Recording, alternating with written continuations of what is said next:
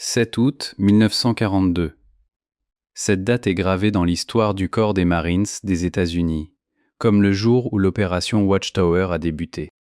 Les manuels scolaires et les documentaires vous parleront du débarquement héroïque aux îles Salomon.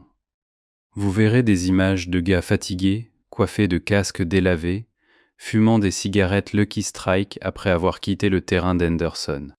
La version officielle est que le seul ennemi dans cet enfer vert était l'armée impériale japonaise.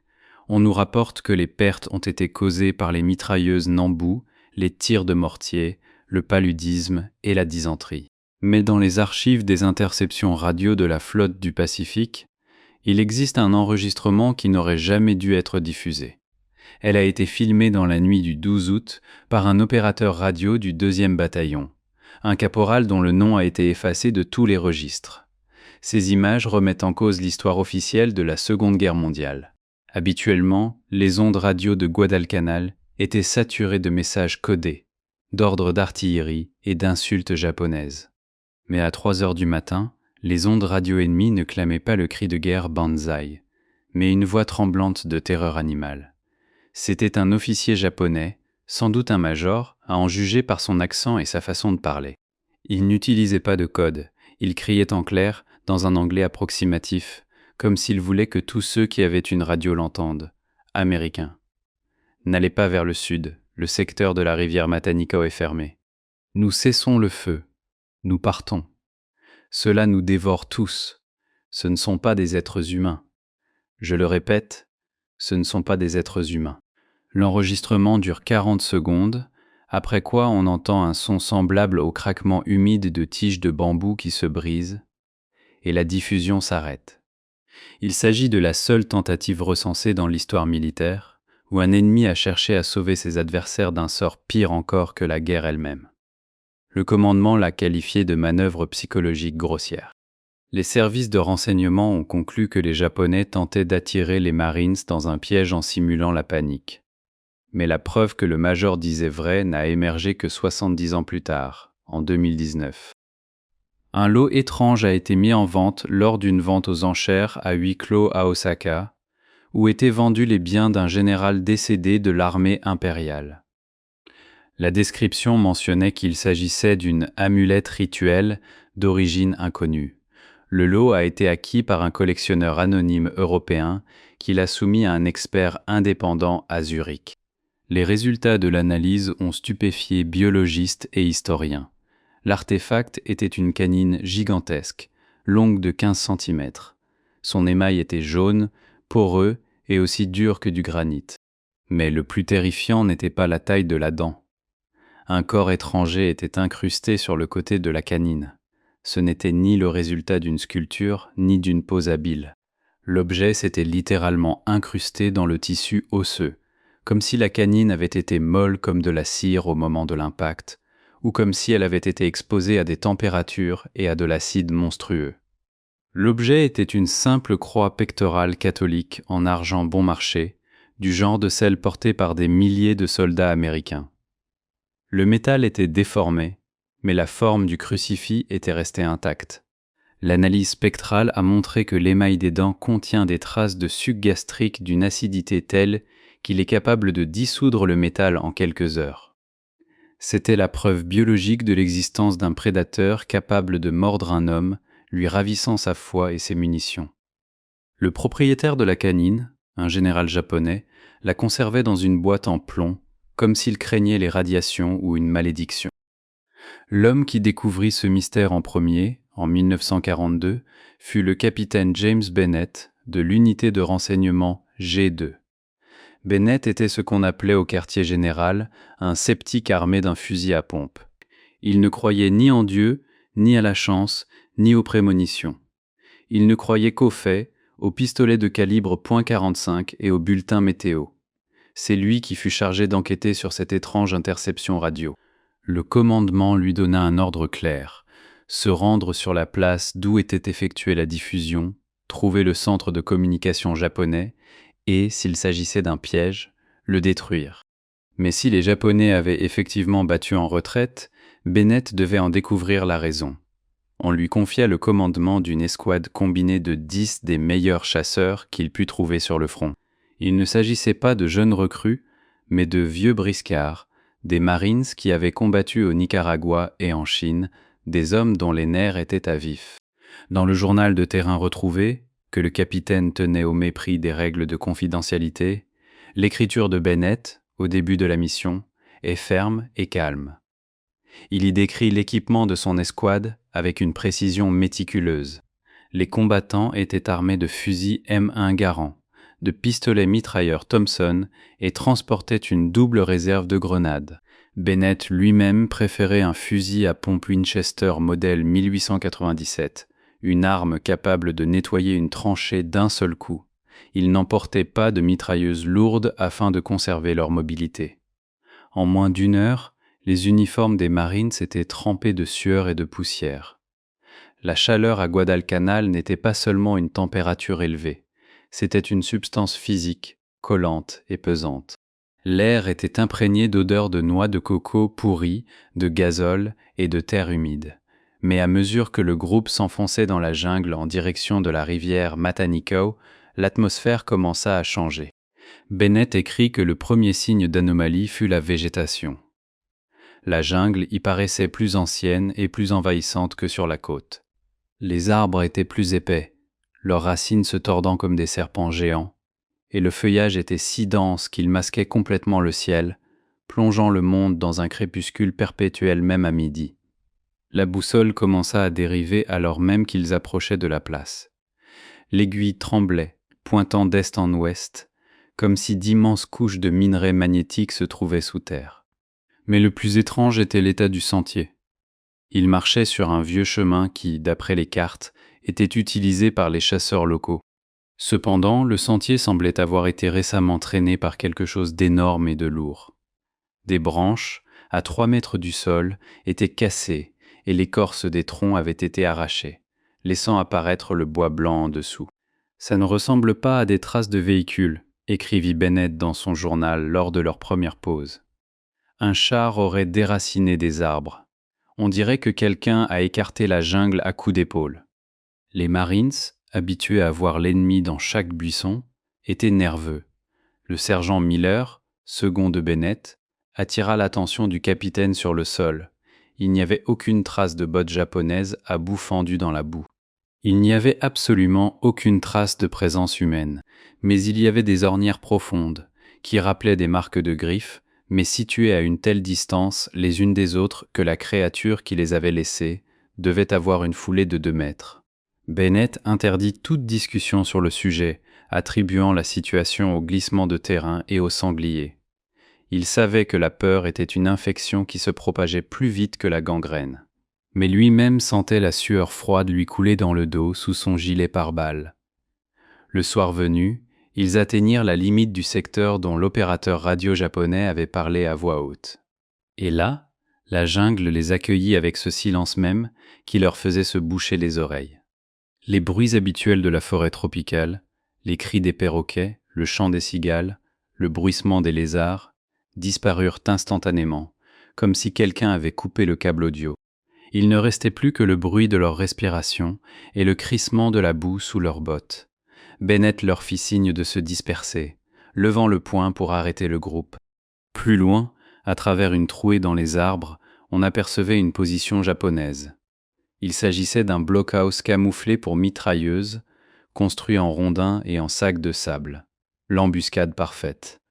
Le canon d'une mitrailleuse lourde, type 92, était pointé droit sur eux. Mais aucun coup de feu ne partit. Bennett scruta l'embrasure du blockhouse aux jumelles. Aucun mouvement. Il fit signe à 2 éclaireurs de prendre la position à revers, puis, fusil à la main, il s'avança lentement au centre. Son cœur battait la chamade, couvrant le bruit de ses pas prudents. Il s'attendait à ce que les Japonais ouvrent le feu, que le silence n'était qu'un prélude à la bataille. Mais en approchant du blockhouse, ils comprirent qu'il n'y avait personne à combattre. Le blockhouse était vide. Ou plutôt, il n'y avait aucun survivant. Les armes étaient en place. Les bandes de mitrailleuses étaient rechargées. Les effets personnels des soldats, photographies, gourdes, riz, étaient intacts. Mais les hommes avaient disparu. À l'intérieur du blockhouse, l'odeur n'était ni celle de la poudre, ni celle des baraquements. Une forte odeur d'ammoniac, mêlée de soufre et de musc, flottait dans l'air. Elle était si intense qu'un des Marines eut des hauts le cœur. Bennett éclaira le sol de terre battue avec sa lampe torche. Là gisait une casquette d'officier japonais et, à côté, un pistolet Nambu dont la culasse était bloquée en position ouverte. Le chargeur était vide. L'officier avait tiré jusqu'à sa dernière balle, mais pas sur les Américains. Des douilles jonchaient le sol du blockhouse, éparpillées dans tous les coins. Il avait tiré sur quelqu'un à l'intérieur. De profondes entailles étaient visibles sur les parois en rondins du blockhouse. 3 lignes parallèles sillonnaient le bois massif sur une profondeur de 5 centimètres. « Capitaine, venez ici », murmura le sergent Miller. Il se tenait à l'entrée de l'abri, qui s'enfonçait plus profondément dans la colline. Bennett s'approcha et projeta sa lumière dans l'obscurité du tunnel. Ce qu'il vit lui fit oublier un instant comment respirer. Les parois du tunnel étaient recouvertes d'une étrange substance visqueuse qui s'écoulait lentement, pulsant sous la lumière de la lampe torche. Mais le plus terrifiant était ce qui gisait au sol. Un émetteur radio. Celui-là même d'où provenait probablement le signal. La radio était cassée, mais pas par une balle ni par la crosse d'un fusil. Elle était tordue. Le boîtier métallique était comprimé comme un accordéon, les lampes réduites en poussière, et le cadre en acier était noué comme un fil de fer. À côté de la radio gisait un doigt, un simple doigt. La coupure était parfaitement nette, comme une scie chirurgicale, mais l'os à l'intérieur était réduit en miettes. Bennett comprit que le major japonais avait dit vrai. Il y avait bien eu un massacre, mais aucun corps. Quelqu'un ou quelque chose les avait tous emportés, silencieusement à l'exception de cette dernière radiographie. Il leva les yeux vers ces hommes. Dans le regard de ces vétérans qui avaient connu les batailles les plus brutales, il lut une peur viscérale. Ils tenaient leurs armes, mais les canons de leurs fusils tremblaient. Ils comprirent que leurs garants et leurs grenades seraient inutiles face à une force capable de tordre une radio en acier comme un emballage de bonbons. Le capitaine prit une décision. Il devait tout consigner par écrit et partir. Mais au moment où il s'apprêtait à quitter le bunker, la jungle à l'extérieur changea. Un épais brouillard blanc laiteux enveloppa la clairière en quelques minutes. La visibilité devint nulle, et dans ce brouillard, un son se fit entendre. Ce n'était ni un cri, ni un rugissement. C'était un bruit comme celui de quelqu'un qui inspire bruyamment par d'énormes narines, en reniflant. Le son venait de toutes parts à la fois, d'en haut, dans les arbres, et d'en bas, sous terre. Bennett enclencha la sécurité de son fusil. « Défense à 360 degrés », ordonna-t-il, mais sa voix était étouffée, comme absorbée par le brouillard. C'est à ce moment précis que le soldat Kowalski, posté au plus près de la lisière de la forêt, remarqua quelque chose dans un arbre. À 5 mètres de hauteur, à la fourche d'une branche, un éclat jaune brilla. Ce n'était pas un reflet métallique. C'était un œil. Jaune, sans pupille, de la taille d'une soucoupe, il les fixait à travers le voile de brouillard avec un intérêt froid et intelligent. Le capitaine Bennett ignorait encore que ce regard serait le dernier que beaucoup d'entre eux verraient en pleine possession de leurs moyens. Il sortit son journal de bord pour y inscrire « Objet détecté, contact visuel. L'ennemi n'est pas identifié comme humain. » Sa main était stable, mais les lettres sortaient anguleuses. Il comprit que l'artefact en forme de croque orné d'une croix, que découvriraient leurs descendants, deviendrait aujourd'hui le seul monument témoignant de leur rencontre. Mais maintenant, en 1942, dans un blockhouse étouffant et nauséabond, cerné par un brouillard blanc, ce n'était plus pour eux une bataille, mais une chasse. Et dans cette chasse, ils n'étaient pas des prédateurs. Le capitaine Bennett baissa brusquement la main qui tenait le fusil, donnant un signal silencieux pour « ne bougez plus ».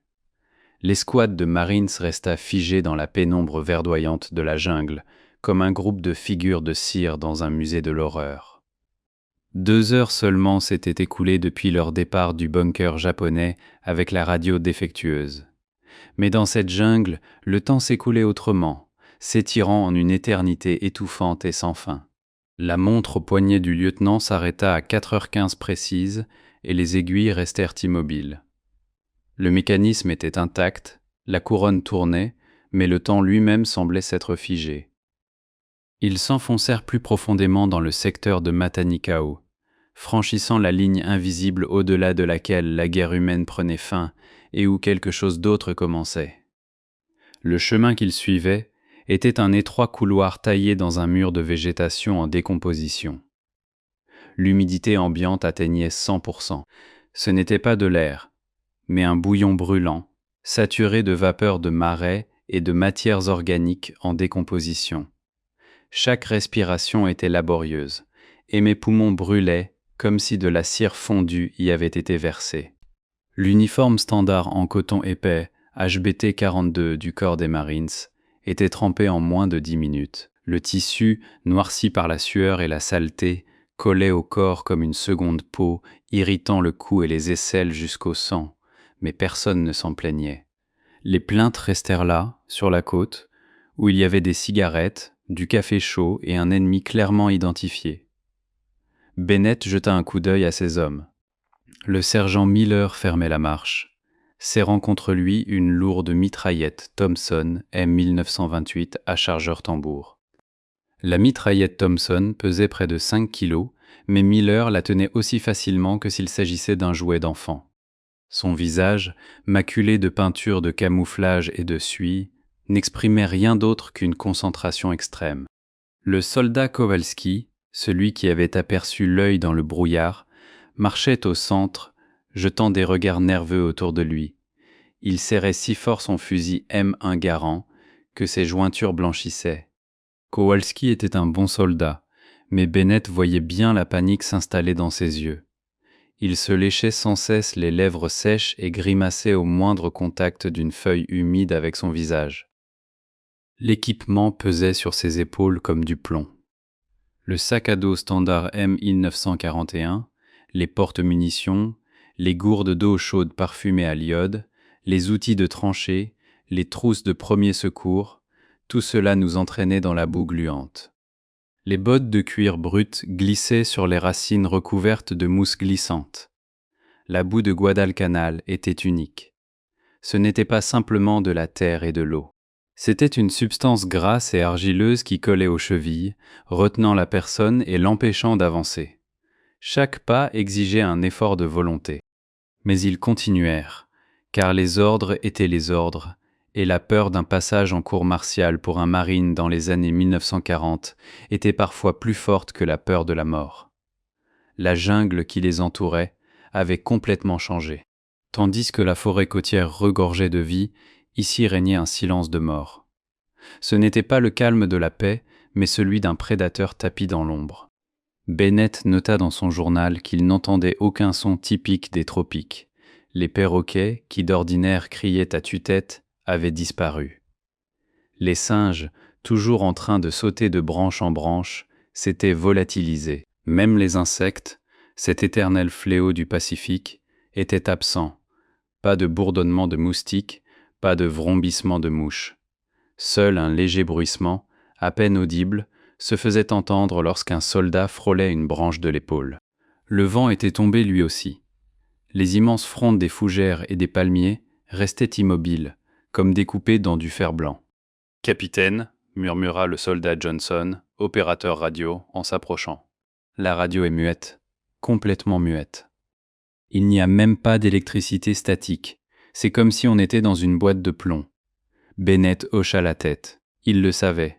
Il le sentait sur sa peau. Ils étaient entrés dans une zone où les lois de la physique étaient perturbées. La boussole continuait de s'affoler, l'aiguille tournant comme une toupie, incapable de trouver le pôle magnétique. Cela signifiait qu'ils étaient aveugles, ne pouvant plus compter que sur leur instinct, et une vieille carte qui s'avérait erronée à chaque tournant. Sur la carte, il aurait dû y avoir une altitude de 203 à cet endroit, mais au lieu d'une colline, il y avait une plaine devant eux, envahie par d'étranges bambous noirs. Les tiges de bambou étaient aussi épaisses que la cuisse d'un homme et d'une couleur anthracite anormale. Soudain, Le chef de patrouille, le caporal X, leva le poing. Le groupe se dispersa aussitôt, prenant position derrière les troncs d'arbres. X désigna le sol. Là, dans la boue, gisait un objet. Ce n'était pas des débris naturels de la jungle. C'était une botte. Une botte de l'armée japonaise, reconnaissable à son gros orteil détaché. Elle se tenait droite, comme si son propriétaire venait de s'éloigner et de disparaître. Mais le propriétaire lui-même avait disparu. La botte était lacée. À l'intérieur de lui, il y avait une jambe. Ou plutôt, ce qu'il en restait. Le tibia avait été tranché en biais, comme par des ciseaux géants. La coupure était nette, d'une précision chirurgicale, pas une goutte de sang. C'était comme si la plaie avait été instantanément cautérisée ou que le sang avait été complètement drainé. « Mon Dieu !» murmura Kowalski en se signant. Doc, l'infirmier de la section, s'approcha et s'accroupit. Il effleura le bord de la botte. « C'est frais, monsieur ?» dit-il doucement à Bennett. « 1 heure, peut-être 2. Les tissus sont encore mous, mais... » Monsieur, regardez la coupure. L'os n'est pas écrasé, il est sectionné. Et la moelle. C'est parti. Ça a été aspiré. Doc leva les yeux vers le capitaine. Son regard exprimait l'horreur professionnelle d'un médecin confronté à une blessure impossible à soigner avec n'importe quelle arme existante. Bennett sentit une boule se former dans sa gorge. Qui pouvait bien sucer la moelle d'un homme adulte en quelques secondes sans laisser la moindre trace de lutte? Et puis, l'odeur les frappa.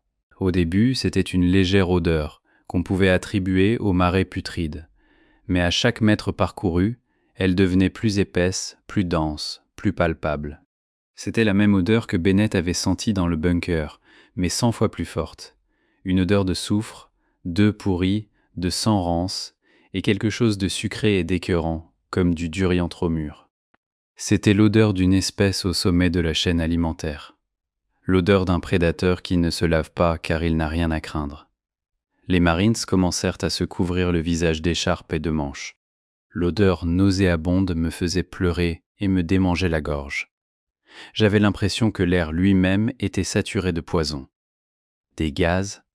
demanda d'une voix rauque l'un des nouveaux arrivants, serrant contre lui son sac à masque à gaz. « Coupez le gaz », murmura Miller. « Ce n'est pas du gaz moutarde, fiston. C'est une bête, une grosse bête. » Le sergent avait raison.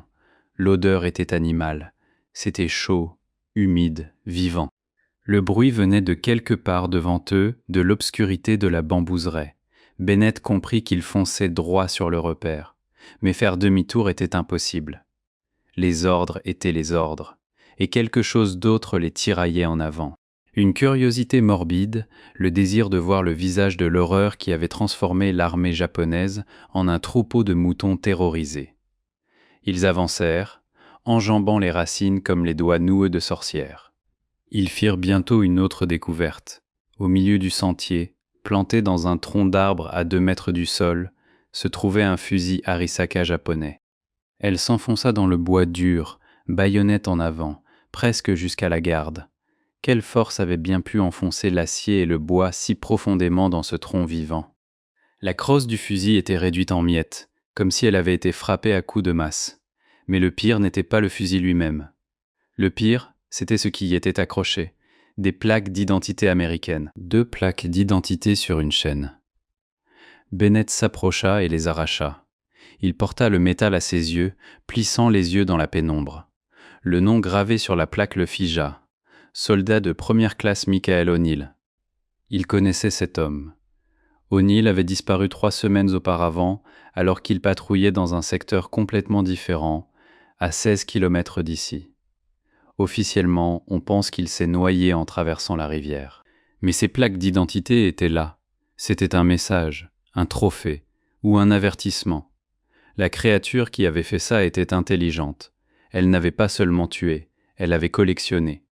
Elle savait que ces morceaux de métal étaient importants pour les gens, et les avait laissés là pour effrayer ceux qui viendraient après.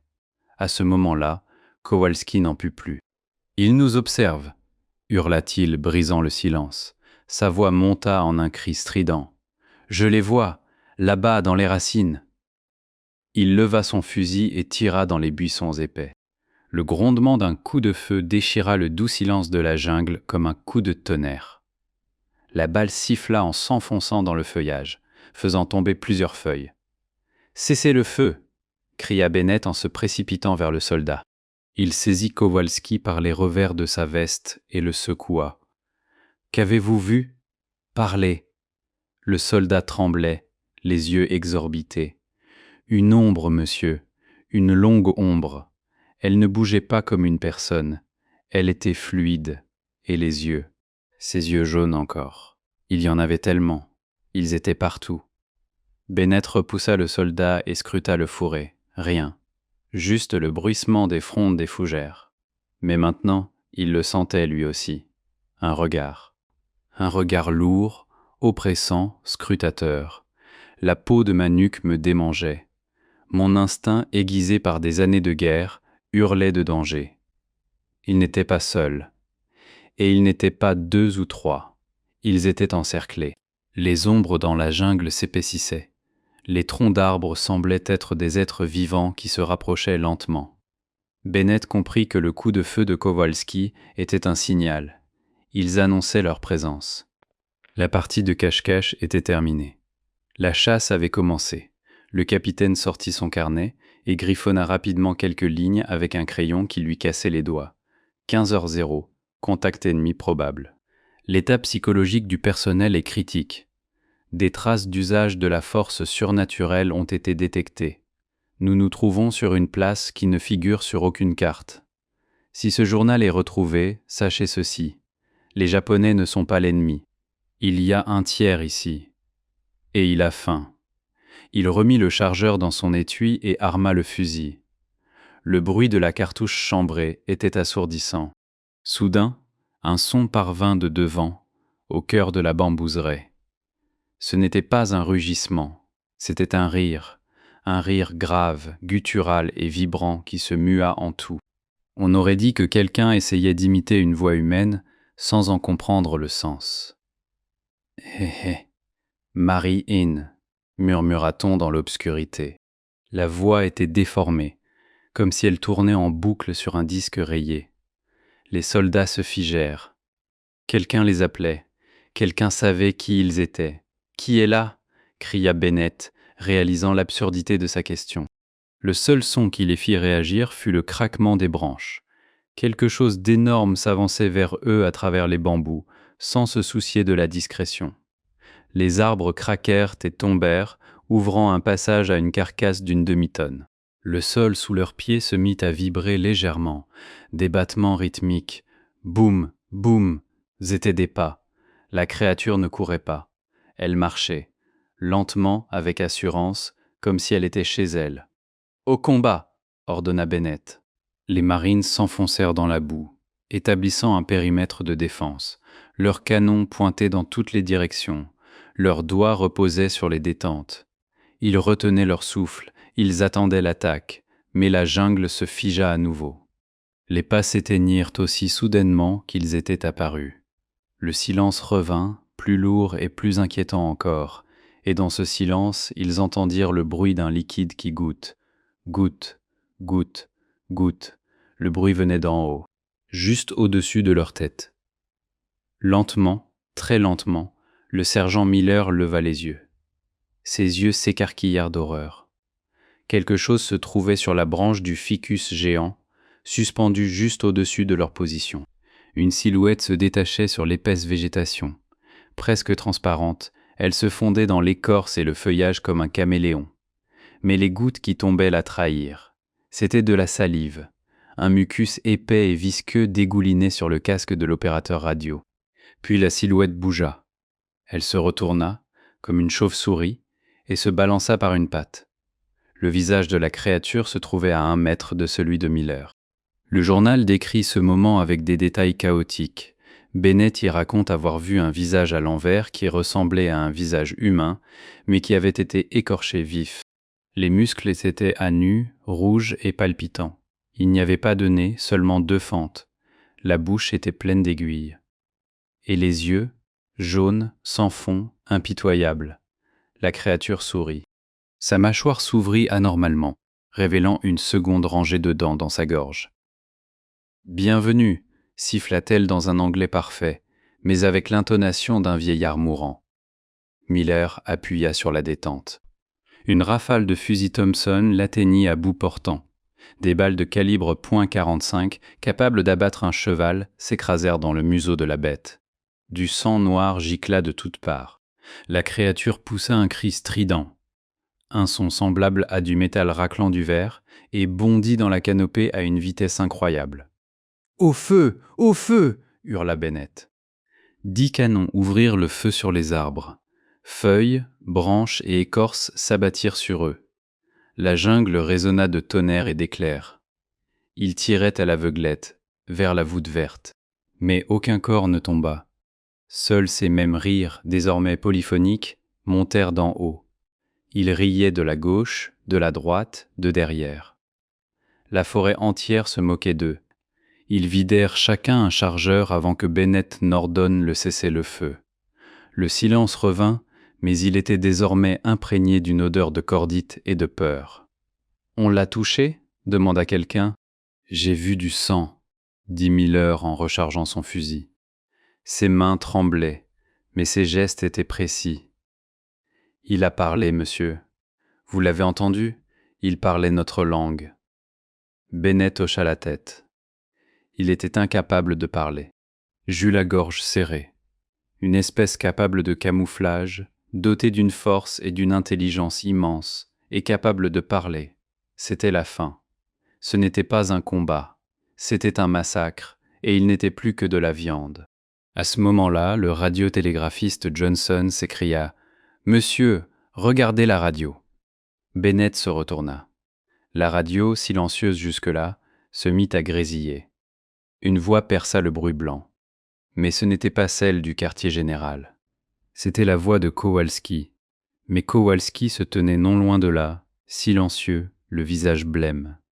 La voix à la radio répétait la même phrase « Je les vois, je les vois », sur le même ton hystérique que celui avec lequel le soldat avait hurlé 1 minute auparavant.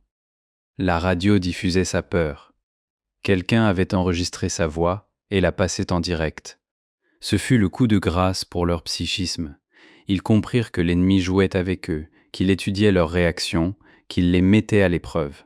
Bennett comprit que rester immobile signifiait la mort. « Levez-vous, courez !»« À la rivière !» ordonna-t-il. Leur seule chance était de percer les buissons pour atteindre l'eau, où ils trouveraient un espace dégagé.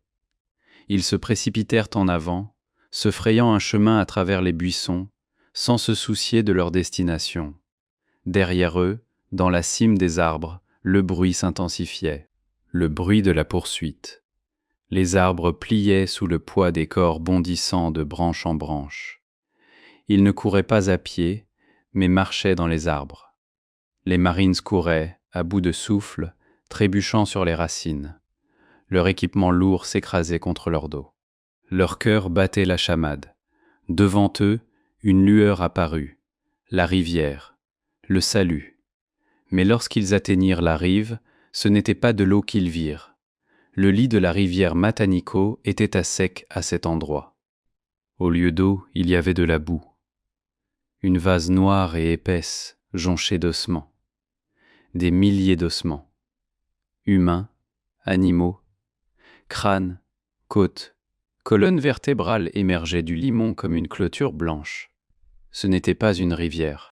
C'était un véritable carnage, une table à manger, et il venait de mettre le nez dans le plat principal. Bennett s'arrêta, le souffle court. Il contempla le champ d'ossements et comprit que le piège s'était refermé. Ils arrivèrent exactement à l'endroit où on les conduisait. Des ombres émergèrent de la jungle derrière eux. 10, 20 silhouettes, grandes, musclées, couvertes d'écailles et de bave. Ils se dressaient sur leurs pattes arrière, s'appuyant sur leurs longs membres antérieurs, munis de griffes acérées comme des poignards. Leurs yeux luisaient dans la pénombre. Ils n'attaquaient pas. Ils attendaient que leur proie comprenne son impuissance. Ce qui s'est passé dans les 30 secondes suivantes sur les rives asséchées de la rivière Matanicao défie toute logique inhérente à la science militaire du XXe siècle. Le capitaine James Bennett, un homme dont le psychisme avait été endurci par les batailles de Shanghai et du Nicaragua, décrira plus tard ce moment dans son rapport comme une hallucination collective provoquée par une influence psychotrope inconnue. Les silhouettes qui se détachaient dans le crépuscule, grandes, musclées, les yeux d'un jaune luisant, ne chargèrent pas. Elles ne poussèrent aucun cri de guerre et ne tentèrent pas d'encercler physiquement l'escouade. Au lieu de cela, ils ont tout simplement disparu. Cela ne ressemblait ni à une déroute, ni à une retraite tactique de l'infanterie. Les créatures disparurent avec une vitesse anormale et floue, comme des images de film découpées par un monteur incompétent. Un instant, ils étaient là, dominant les buissons de bambou noir, et l'instant d'après, il ne restait plus que l'air tremblant et l'odeur lourde et suffocante d'ozone, comme celle d'un éclair tout proche. Le silence qui s'abattit sur la jungle après leur disparition était encore plus sinistre que leur rire. C'était le silence du vide. Les marines se tenaient là, leurs fusils pointés vers le vide, respirant bruyamment, le visage gris de terreur. Beaucoup de gens avaient les genoux qui tremblaient, non pas par faiblesse, mais à cause d'une poussée d'adrénaline, lorsque le corps comprend que le danger est passé, mais que l'esprit refuse de le croire. Le soldat Kowalski murmurait encore une prière, serrant son garand comme s'il essayait d'en extraire du beurre. Bennett le savait. Ce n'était pas une attaque, c'était une démonstration. Ils furent menés ici comme du bétail dans un enclos et présentés à leur maître.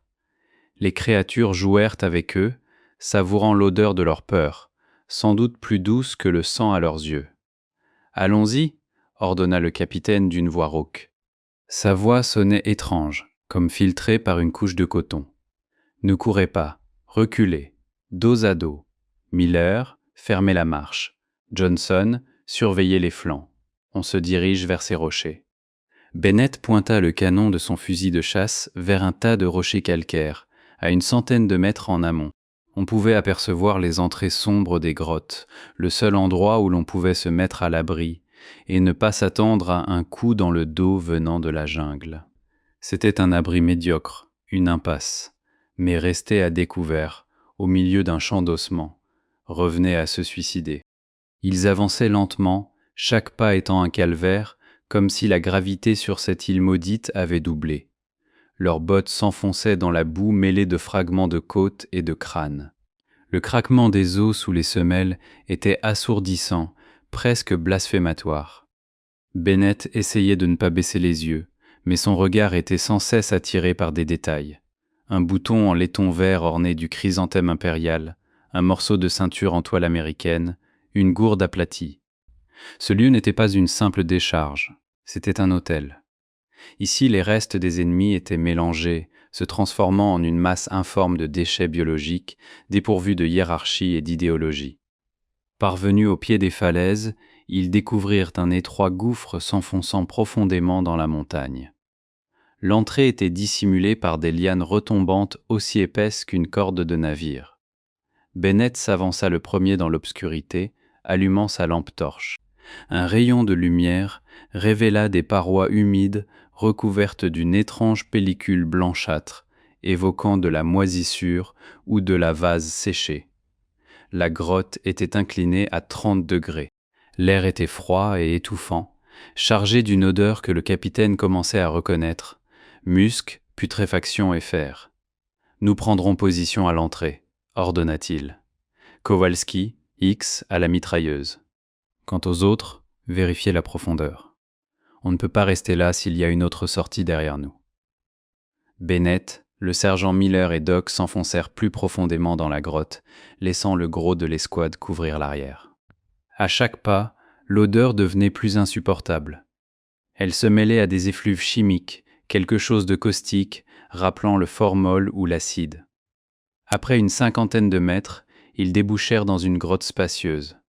Ce qu'ils virent à la lueur de la lanterne fit vomir Doc à en avoir le souffle coupé. Bennett, qui avait vu des montagnes de cadavres en Chine, sentit son estomac se nouer, mais il se força à regarder. Ce n'était pas qu'une simple grotte. C'était un entrepôt ou un laboratoire. Des corps pendaient le long des parois de la grotte, suspendus à des crochets en os. Il y en avait une douzaine. La plupart étaient des soldats japonais, à en juger par les restes de leurs uniformes. Mais il y en avait aussi 2 en uniforme de marine vert olive. Ils pendaient la tête en bas, comme des carcasses dans un abattoir. Mais le plus horrible n'était pas la mort en elle-même, mais la manière dont elle avait eu lieu. Les corps avaient été disséqués. Non pas déchirés par la rage, mais disséqués. Avec soin, méthodiquement, avec une connaissance terrifiante de l'anatomie. Bennett s'approcha du corps le plus proche. C'était celui d'un officier japonais. Sa poitrine était exposée, ses côtes écartées et maintenues par des entretoises en bois. Ses organes internes avaient disparu. La cavité corporelle était impeccable, sans une goutte de sang, sans le moindre lambeau de tissu. On aurait dit que quelqu'un avait préparé le corps pour en faire un animal empaillé ou un objet de collection. Mais le plus terrifiant, c'était son visage.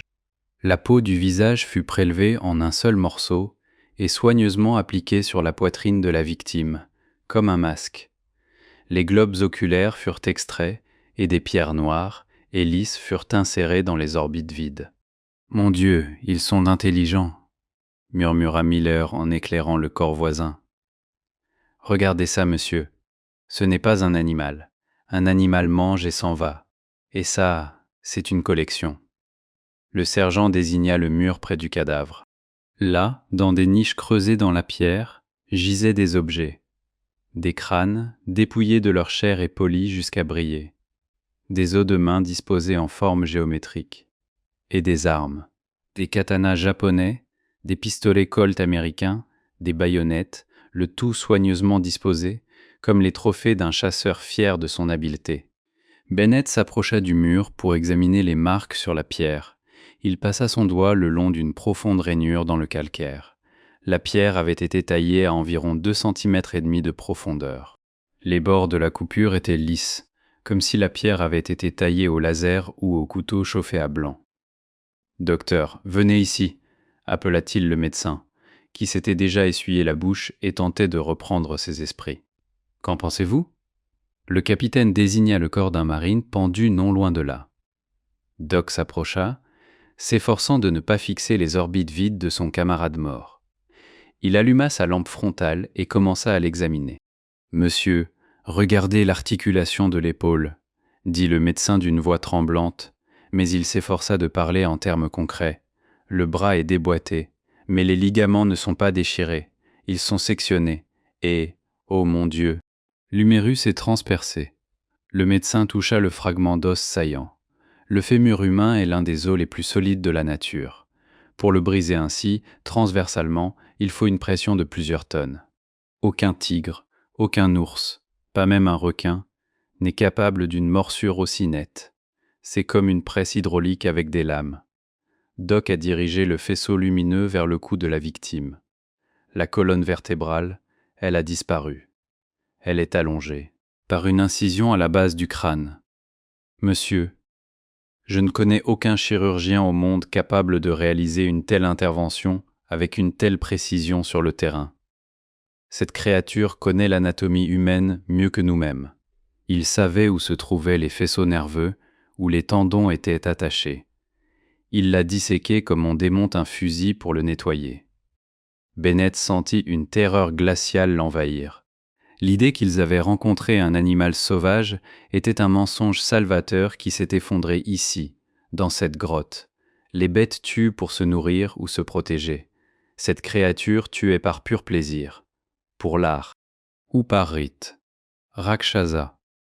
Ce mot ancien a refait surface dans la mémoire de Bennett suite à des cours universitaires sur la mythologie orientale auxquels il avait assisté 10 ans auparavant. Des démons métamorphes et anthropophages, dotés de magie noire et d'une force incroyable. À l'époque, cela ressemblait à un conte de fées. En voyant le marine éventré, les yeux remplis de pierres, il comprit que les mythes n'avaient été qu'un avertissement oublié par l'humanité. « Monsieur !» cria un soldat depuis l'entrée. « Il faut que tu vois ça. Viens vite !» La voix du soldat était si paniquée que Bennett se retourna instantanément et courut vers la sortie, fusil à pompe prêt à tirer. Se précipitant dehors vers le poste du mitrailleur, il vit où le soldat indiquait. Sur la rive opposée de la rivière asséchée, à la lisière de la jungle, se dressait un arbre, un immense banyan mort au tronc blanc. Sur son écorce, à 3 mètres de hauteur, une inscription était gravée, écrite avec du sang. Les lettres, énormes et irrégulières, formaient des traînées brunes. On pouvait y lire « Partir ou nourrir ». « Ils écrivent » murmura Kowalski. Ses yeux étaient grands ouverts, ses pupilles dilatées. « Ils connaissent notre langue. Ils savent que nous lisons. Monsieur, nous devons partir, immédiatement. Au diable l'ordre, au diable la guerre, il faut fuir. » Le soldat se leva d'un bond, jetant son fusil à terre.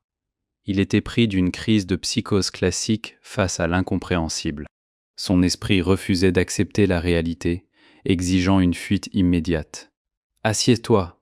aboya Bennett en frappant Kowalski à l'épaule avec la crosse de son fusil pour le ramener à la raison. « Si tu t'enfuis, tu mourras d'épuisement. Ils sont plus rapides que nous. Ils voient dans le noir. Notre seule chance de survie est de tenir bon ici, dans les rochers. Nous bloquerons l'entrée. Nous avons une mitrailleuse. Nous avons des grenades. »« Des grenades ?» s'écria X, le mitrailleur d'un rire hystérique. « Capitaine, vous avez vu les os à l'intérieur ? Vous avez vu ce qu'ils ont fait à la mitraillette Thompson de ce Japonais ? Ils ont tordu le canon, monsieur, le canon en acier. Qu'est-ce qu'ils peuvent bien avoir avec nos grenades ? Ce sont des démons.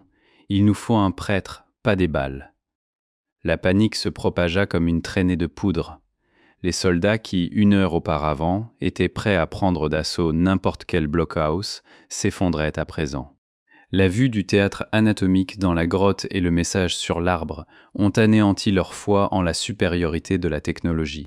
Ils se rendirent compte que leur M1 Garand n'étaient que des bâtons crachant des morceaux de plomb, inutiles contre les créatures qui vivaient là depuis des milliers d'années. « Écoutez mes ordres. » La voix de Bennett déchira l'hystérie grandissante. Il parla d'une voix calme, mais avec une fureur si glaciale que les hommes se turent. « Nous sommes le corps des Marines des États-Unis. Nous ne fuyons pas. Nous n'abandonnerons pas. Si ce sont des démons, nous les renverrons en enfer. Si ce sont des bêtes, nous les empaillerons. L'entrée de la grotte est étroite. Ils ne pourront pas y entrer en masse. Nous creuserons le passage. On va leur créer une zone de tir. Doc, préparez la morphine pour les blessés. Miller, assignez les arcs de tir. On survivra à la nuit, ou on les emportera avec nous. » Bennett parlait avec assurance, mais un mauvais pressentiment l'envahissait. Il bluffait. Il savait que l'inscription sur l'arbre n'était pas un avertissement, mais une invitation à jouer. Le temps de la réflexion était révolu. Le soleil disparut enfin à l'horizon. La jungle s'enfonça dans une obscurité d'encre. Et dans cette obscurité, comme sur un ordre, des lumières s'allumèrent. D'abord, 2 lumières jaunes dans les buissons d'en face, puis 2 autres, puis une autre. Des dizaines de paires d'yeux brillants illuminaient l'obscurité de la jungle, formant un demi-cercle autour de leur refuge. Ils ne clignaient pas des yeux, ils approchaient. Un bruit surgit des ténèbres qui glaça le sang même du capitaine. C'était une inspiration bruyante, rauque et humide, celle de dizaines de gorges à la fois. Ils reniflèrent l'air. Ils sentaient la peur venant de la grotte. Puis un martèlement rythmé commença. Toc toc toc. Les créatures frappaient les troncs d'arbres de leurs griffes. Le rythme était lent, hypnotique, comme le battement de tambour rituel. C'était une attaque psychologique précédant l'assaut. Bennett vérifia la cartouche dans la chambre du fusil. Ses mains ne tremblaient plus. La peur s'estompa, remplacée par la froide détermination d'un homme condamné. Il sortit un carnet de sa sacoche et griffonna rapidement, à tâtons, la date et l'heure. 19h00, nous sommes encerclés. L'ennemi fait preuve d'une grande intelligence et d'une cruauté extrême. Un repère rempli de cadavres a été découvert. Il massacre les hommes. Le moral du peloton est au plus bas. Il ne reste que 40% de munitions. Si quelqu'un lit ceci, Ne nous cherchez pas. Bombardez cette place. Brûlez tout ici au napalm. Ceci n'est pas la guerre. Ceci est un exorcisme. » Il ferma le carnet et le glissa dans sa poche intérieure, près de son cœur. Les coups à la porte cessèrent. Un silence absolu s'installa. Le même silence qui précède un saut. « Prépare-toi, » murmura Bennett. « Ils arrivent. » La nature de Guadalcanal semblait conspirer avec les créatures qui entouraient le groupe. À 1905 précisément, quelques minutes seulement après que les derniers rayons du soleil eurent disparu derrière la crête, le ciel s'ouvrit. Ce n'était pas de la pluie, mais un mur d'eau qui s'est abattu avec une telle force qu'on aurait dit que l'océan s'était retourné. L'averse tropicale a instantanément couvert tous les sons, la respiration des gens, le cliquetis des boulons, même ses propres pensées. La visibilité se réduisit à la distance d'un bras, et le monde se limita à la pierre humide devant son visage et au dos de son camarade à côté de lui. Bennett fit signe aux soldats de resserrer les rangs, réalisant qu'ils étaient aveugles et sourds. Le bruit de l'eau qui tombait était assourdissant, comme des grésillements sur une émission de radio, amplifiés 1000 fois. L'escouade se blotta à l'entrée de la grotte, leurs fusils pointés dans l'obscurité rugissante. Les lampes torches étaient inutiles, leurs faisceaux frappaient le rideau d'eau, créant un voile blanc qui ne faisait qu'aveugler les tireurs. Les yeux jaunes qui les observaient depuis la jungle avaient disparu. Mais la sensation de présence persistait. Elle s'intensifiait. Le froid apporté par la tempête pénétrait jusqu'aux os, mais la sueur de la peur continuait de couler le long du dos des Marines, se mêlant à l'eau de pluie. Le premier contact ne vint pas de l'avant, où ils s'attendaient à une attaque, mais d'en haut, bravant toutes les règles de la tactique militaire. Le soldat X, mitrailleur, était caché derrière un rocher, couvrant le flanc gauche avec sa mitrailleuse Browning. Le capitaine n'était qu'à 2 mètres de là lorsque, à travers le grondement de l'averse, un son a éclaté qui ne s'accordait pas avec la symphonie de la tempête. Un bruit sourd et humide, comme un sac de sable mouillé tombant d'une certaine hauteur sur du béton. Bennett se retourna brusquement, mais le poste de mitrailleur était vide. La mitrailleuse reposait sur un bipied, le canon pointait dans l'obscurité, mais il n'y avait pas de tireur. Aucun cri, aucune bagarre, aucun bruit de corps qui tombe. Hicks disparut tout simplement, s'évaporant comme par magie, défiant les lois de la physique. Un éclair zébra le ciel, illuminant la scène une fraction de seconde d'une lumière blafarde. Dans cette lueur électrique, le capitaine aperçut une scène impossible. Hicks était suspendu dans les airs, à 5 mètres du sol, retenu par quelque chose de long et de flexible qui descendait d'une falaise surplombante. C'était un membre, un bras musclé, recouvert d'écailles humides et luisantes, qui s'était enroulé autour du torse du mitrailleur et le serrait si fort qu'il ne pouvait même plus respirer. Le corps du mitrailleur fut projeté vers le haut avec une telle force que le craquement de sa colonne vertébrale fut audible malgré le grondement de la pluie. Il fut traîné dans l'obscurité au-dessus des falaises comme une poupée de chiffon. Le capitaine réagit instinctivement et pressa la détente de son fusil. La cartouche de calibre 12 explosa en une flamme orange, dissipant un instant l'obscurité, et les plombs frappèrent la roche au-dessus de sa tête, provoquant des étincelles. Le silence pesant se transforma en chaos. Les Marines ouvrirent le feu sans discernement, leurs balles traçantes sillonnant la pluie de lignes rouges avant de disparaître dans le néant. À la lueur des tirs, les soldats aperçurent leurs ennemis. Les Rakshasas étaient déjà parmi eux, tombant d'en haut et bondissant de pierre en pierre avec la grâce du mercure. Ce n'étaient pas des géants pâteaux, mais des tueurs parfaits, dont la peau noire repoussait les balles et dont les museaux allongés, garnis d'une palissade de dents, découvraient leurs crocs dans un sifflement silencieux. L'un des monstres atterrit juste devant Radioman Johnson. La créature, 2 têtes plus grandes qu'un homme, se déplaçait plus vite que l'œil ne pouvait percevoir la moindre vitesse. Johnson n'eut même pas le temps de lever sa mitrailleuse que la créature le frappa du revers de la main.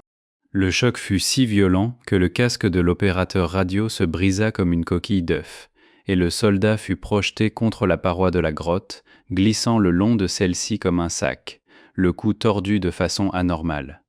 Les survivants commencèrent à se replier plus profondément dans le couloir de pierre, continuant à déverser du plomb dans l'entrée, tandis que les obus pleuvaient sur les pierres dans un tintement mélodieux. Bennett fut le dernier à se jeter à couvert derrière un rebord rocheux, rechargeant son fusil de chasse d'une main tremblante. Doc, qui avait rampé jusqu'à l'opérateur radio, se contenta de secouer la tête, déclarant qu'il allait mourir instantanément d'une fracture de la base du crâne. L'escouade perdit 2 hommes en 30 secondes, sans même avoir grièvement blessé l'ennemi. Dehors, les tirs cessèrent aussi soudainement qu'ils avaient commencé. Les monstres battirent en retraite, laissant derrière eux non seulement le silence, mais aussi une appréhension inquiétante. Du haut de la falaise où X avait disparu, quelque chose tomba, s'écrasant contre les rochers et roulant aux pieds du capitaine. C'était une mitrailleuse Browning, son épais canon en acier noué à l'aide de simples doigts, qui laissait de profondes marques dans le métal trempé. Puis, des ténèbres humides au-delà de la grotte, s'éleva un son plus terrifiant que n'importe quel rugissement. C'était la voix du soldat X. Le son était pitoyable, rauque et humide, comme si la gorge de celui qui parlait était obstruée par du sang. L'appel au secours perça le vacarme de la pluie, faisant sursauter Kowalski de tout son corps. En entendant la voix familière de son camarade, le soldat, poussé par un instinct de survie désespéré, se précipita en avant, prêt à courir dans la nuit. Mais le capitaine Bennett réagit instantanément, saisissant brutalement son subordonné par la sangle de son gilet de déchargement et le tirant violemment contre la paroi rocheuse. Kowalski résista, le visage déformé par une grimace mêlant espoir fou et horreur, désignant l'obscurité du doigt, exigeant qu'on sauve le mitrailleur.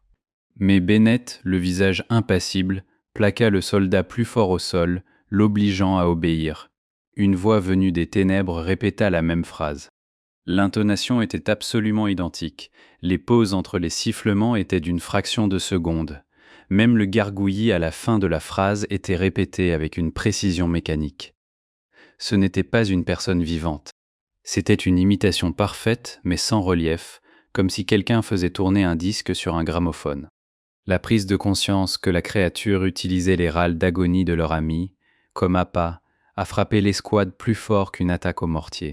Les Marines comprirent que leur ennemi n'était pas seulement fort, mais aussi d'une intelligence sadique, et qu'il jouait avec eux, testant leurs nerfs avant l'assaut final.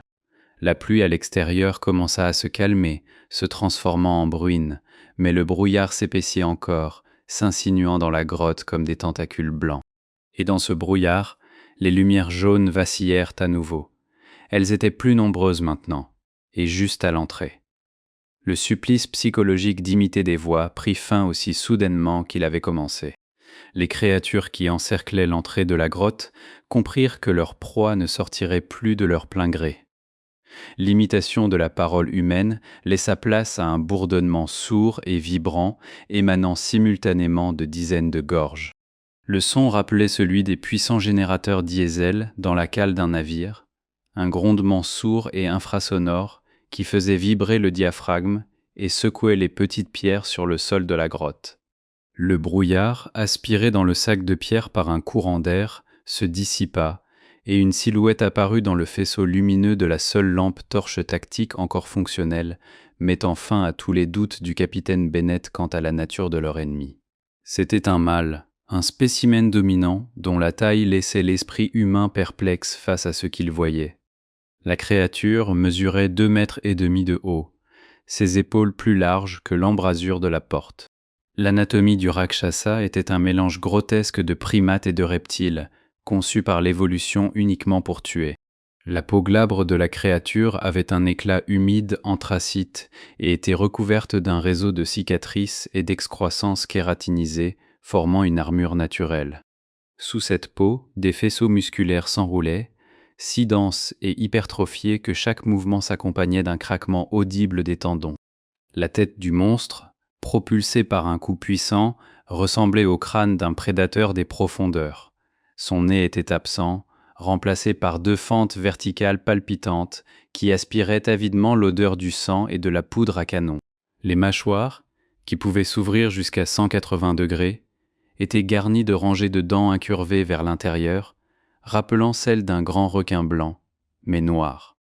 Les yeux, dépourvus de paupières et de pupilles, luisaient d'une lumière jaune et constante de bioluminescence, n'exprimant ni rage ni faim, seulement l'intérêt froid et analytique d'un vivisectionniste avant une autopsie. Le soldat Kowalski, dont le psychisme avait déjà été détruit par la voix de son camarade mort, ne put supporter la pression. Le soldat laissa échapper un cri muet, le visage déformé par la douleur, et pressa la détente de son fusil M1 Garand. Le fracas du coup de feu, dans cet espace confiné, lui vrilla les oreilles comme l'explosion d'une grenade. Une balle de calibre .30 06, capable de perforer un casque japonais à 500 mètres, frappa le monstre en plein plastron. Pourtant, le résultat fut stupéfiant. La balle ne pénétra pas complètement. L'objet s'écrasa contre une excroissance osseuse, provoquant une gerbe d'étincelles, puis ricocha sur le mur. La créature ne broncha même pas. Sa chair était si dense et sa tolérance à la douleur si élevée que le coup ne fit qu'attiser sa colère. Ce tir donna le signal du massacre. Les Marines restants, obéissant instinctivement, ouvrirent le feu. La grotte s'emplit d'éclairs, de tonnerres et du sifflement des douilles. Le sergent Miller, à genoux, tirait de longues rafales de mitraillettes Thompson sur l'entrée, visant les membres et les yeux.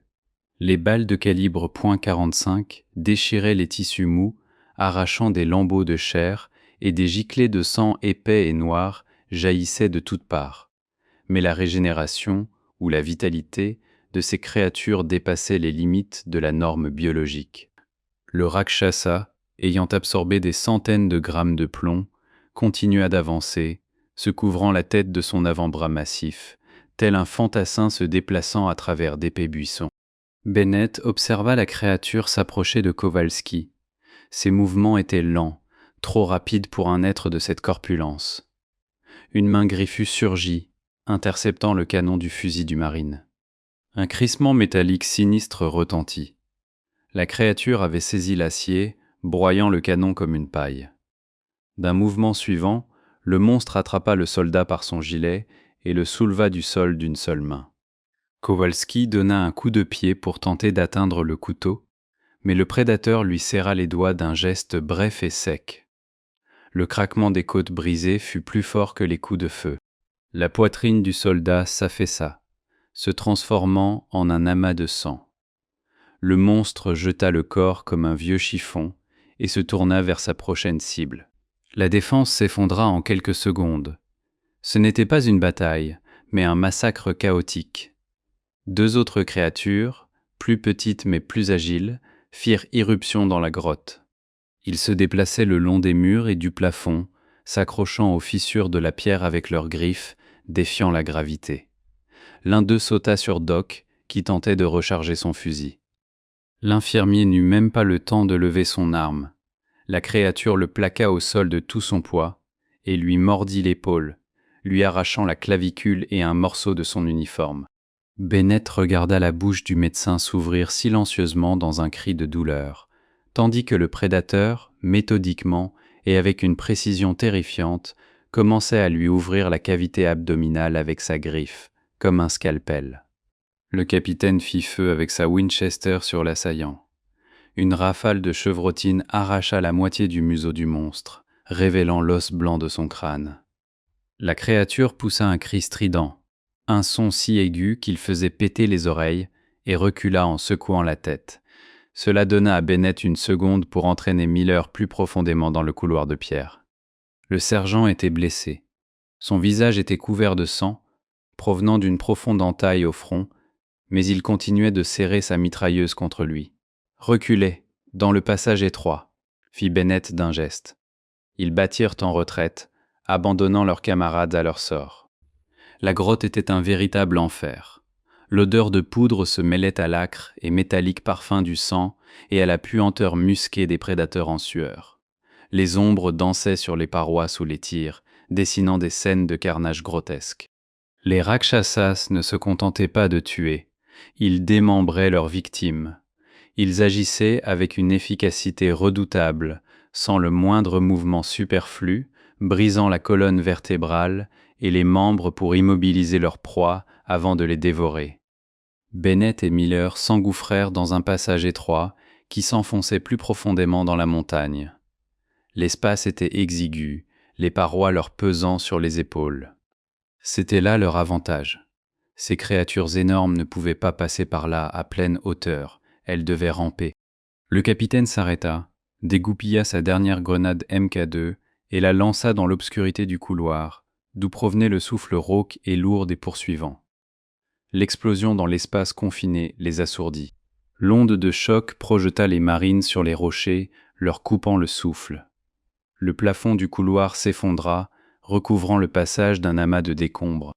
Un silence s'installa, seulement troublé par le bourdonnement dans leurs oreilles et la toux de Miller. Ils avaient semé leurs poursuivants, mais le prix à payer avait été monstrueux. Toute la section était morte. Ils étaient seuls tous les deux, piégés dans les profondeurs de l'île, dans un labyrinthe qui, apparemment, abritait ces créatures. Bennett braqua sa lampe torche sur le sergent. Miller était assis, appuyé contre le mur, la main crispée sur son flanc. Du sang noir suintait entre ses doigts.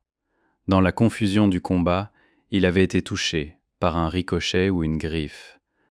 Le sergent regarda le capitaine d'un air absent et secoua lentement la tête, sortant un pistolet Colt M1911 de sa sacoche. Il vérifia le chargeur. Il ne restait que 2 cartouches. Miller tendit le pistolet au capitaine, mais Bennett secoua la tête en désignant son fusil de chasse. Il lui restait 4 cartouches. Ils continuèrent leur route, plus profondément. Il n'y avait plus de retour en arrière possible. L'air devint plus chaud et plus humide. L'odeur changea. Un nouvel arôme se mêla à la pourriture. Un parfum doux et enivrant d'encens et d'herbes séchées. On aurait dit une hallucination. D'où pouvait bien provenir l'encens dans l'antre d'un démon? Mais après 50 mètres, le couloir s'élargit et les mena à une immense salle qui laissa Bennett sans voix. Ce n'était pas un repère ordinaire. C'était un temple. Une grotte naturelle colossale était illuminée par des centaines de lumières tamisées, des champignons phosphorescents poussant sur les parois. Une pyramide de crânes se dressait au centre de la salle. Des milliers de crânes, noircis par le temps, étaient disposés avec une précision géométrique. Certains étaient humains, d'autres animaux, mais d'autres encore étaient des crânes allongés aux dents acérées, ceux des Rakshasas eux-mêmes. C'était une nécropole, un lieu de culte funéraire. Au pied de la pyramide s'étendaient des montagnes de munitions. Des cuirasses espagnoles rouillées du XVIIe siècle, des mousquets, des armures de samouraïs de l'époque Sengoku, des casques coloniaux britanniques et, enfin, des casques américains M1 flambant neufs. Tout était entassé comme une offrande. Bennett comprit qu'ils n'étaient pas les premiers. Cela existait depuis des siècles. Les Espagnols, les Hollandais, les Japonais, et maintenant les Américains. Tous n'étaient qu'un nouvel apport de biomasse pour les maîtres de l'île. Soudain, Miller saisit la main de Bennett et désigna le fond de la pièce. Là, dans l'ombre, sur l'estrade de pierre, quelque chose bougea. Ce n'était pas un Rakshasa, c'était une silhouette assise en lotus, un homme, ou ce qui avait été un homme. Il était vêtu de haillons, évoquant l'uniforme délabré d'un officier japonais. Autour de lui, enroulés en cercle, gisaient des monstres endormis. Ils ne le touchèrent pas. La silhouette leva lentement la tête. Le visage de l'homme était couvert de plaies, ses yeux étaient arrachés et sa bouche cousue avec un fil grossier. Mais il était vivant, il entendait leur présence. L'homme leva la main et pointa un doigt osseux vers le passage derrière lui, puis le porta à ses lèvres suturées. Bennett sentit un frisson lui parcourir les os. C'était le gardien, le seul survivant. Celui qui peut-être avait gravé cet avertissement sur l'arbre. Mais il n'y avait pas le temps de réfléchir. Derrière les décombres, un grincement se fit entendre. Les pierres commencèrent à bouger. Les créatures parvenaient à les atteindre. Les Rakshasas ne lâchaient pas leur proie. Ils étaient sur leur piste, et la douleur de leurs blessures exacerbait leur fureur. La chasse entrait dans sa phase finale. Quittant la salle avec la pyramide de crânes, Le capitaine Bennett et le sergent Miller, blessés, s'enfoncèrent plus profondément dans l'étroit tunnel sinueux que leur avait indiqué le gardien japonais mutilé. Ce n'était pas un chemin vers le salut, mais une route menant au cœur de la montagne. Creusée dans le basalte, il y a des milliers d'années, par des outils inconnus. L'air devint chaud et sec, saturé d'une odeur de soufre, évoquant le souffle d'un volcan. Derrière eux, dans la grande salle, le chaos éclata. Le fracas des pierres qui s'écrasaient et les cris des créatures dérangées indiquaient que les poursuivants avaient dégagé les décombres. Ils n'avaient aucune intention de laisser filer leur proie. La progression de Miller ralentit.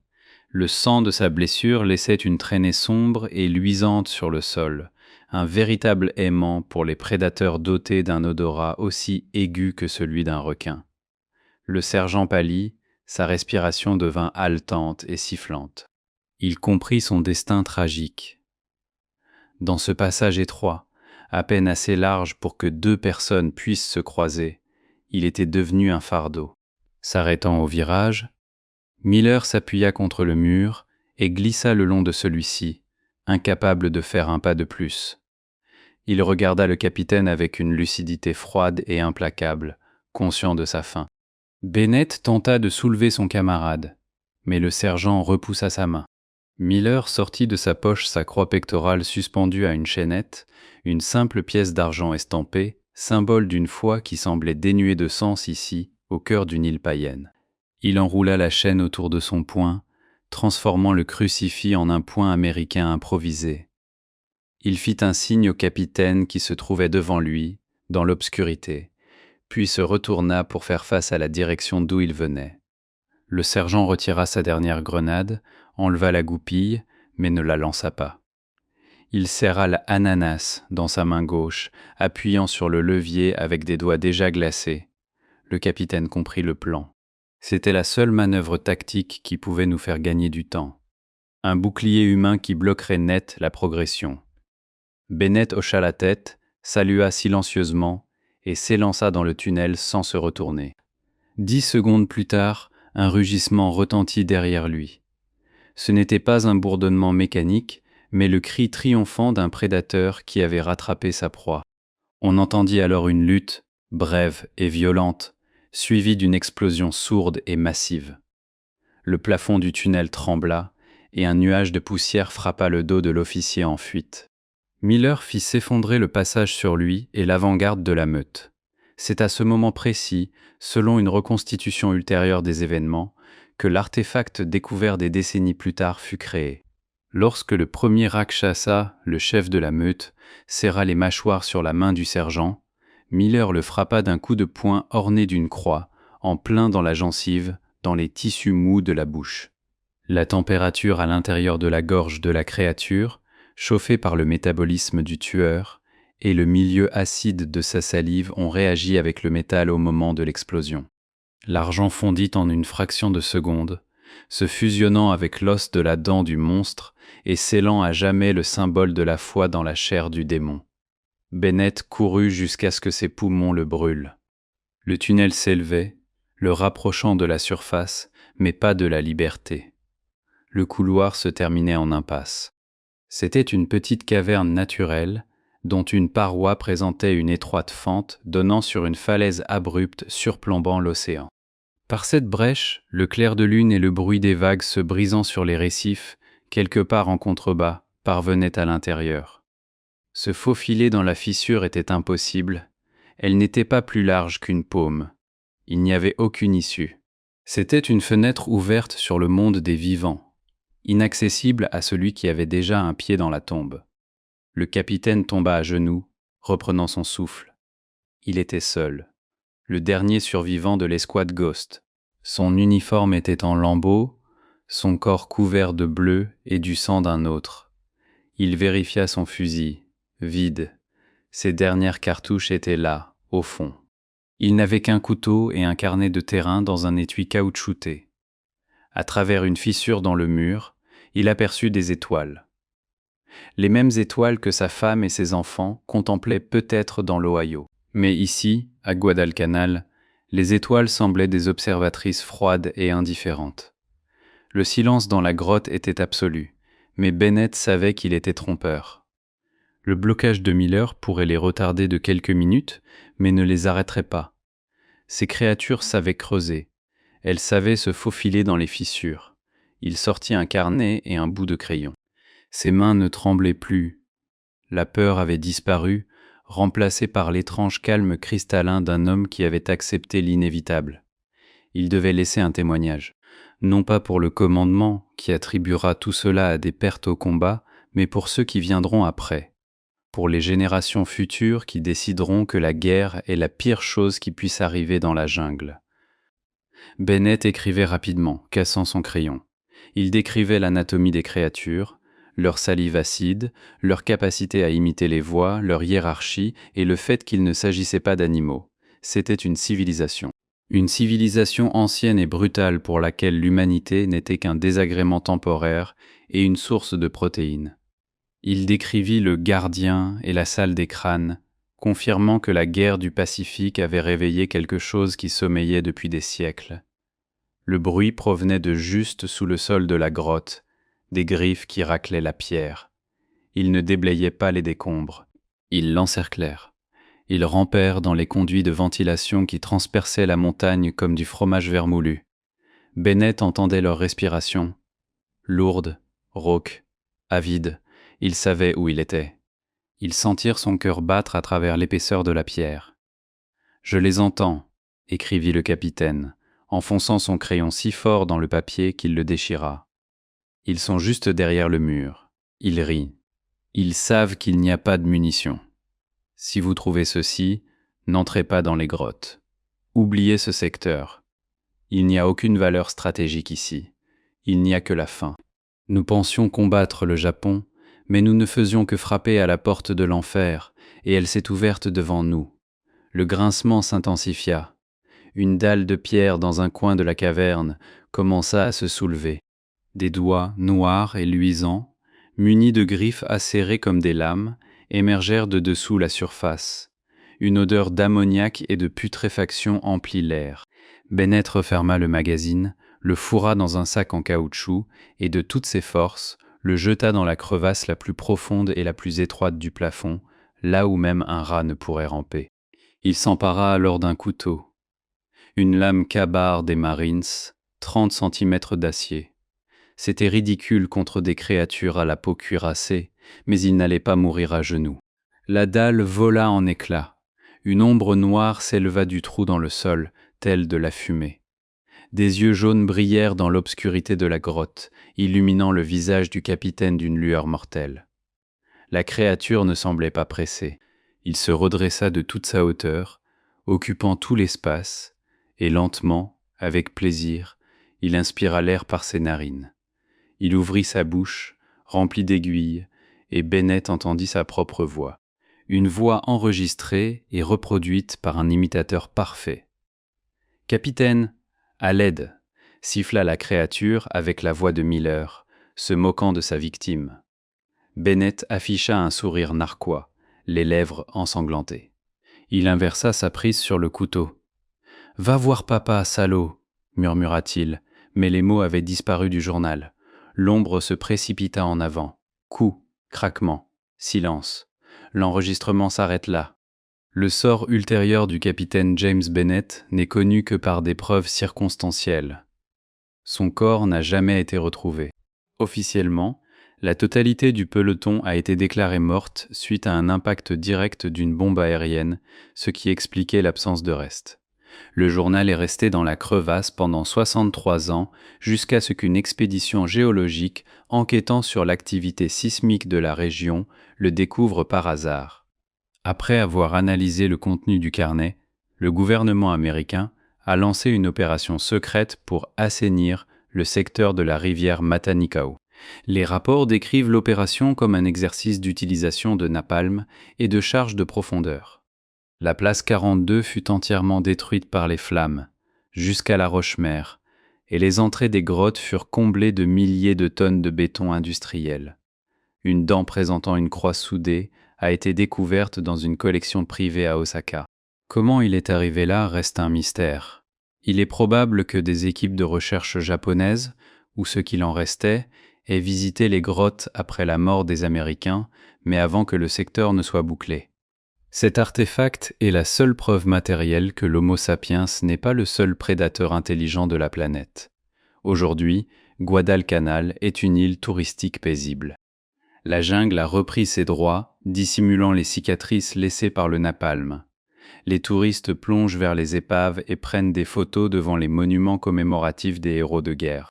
Mais les guides locaux, descendants des Mélanésiens qui vivaient ici avant l'arrivée des Blancs, n'emmènent jamais de groupe dans la zone de l'ancien lit de la rivière Matanico. Ils disent que la terre y est mauvaise. On raconte que la nuit, quand le vent tombe, on entend encore un martèlement rythmé venant du sous-sol, à travers les fissures du vieux béton. Toc, toc, toc. Ils sont toujours là. Ils ont survécu à l'incendie et au béton, et ils sont patients. Ils attendent que nous oublions à nouveau.